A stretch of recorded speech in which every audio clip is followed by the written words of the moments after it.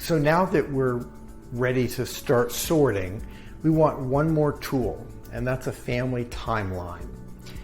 That will help cross-reference what happened in your family over time and what happened to each individual over time with what you expect to find in your photo collection.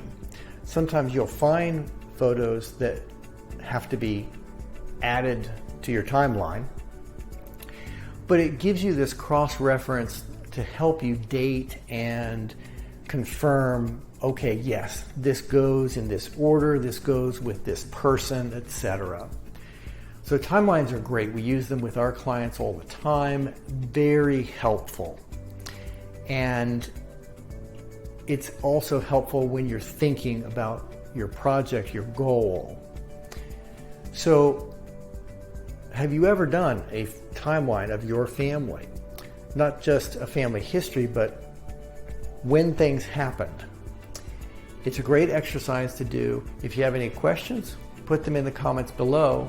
This really will help you use your photos to tell your story for future generations.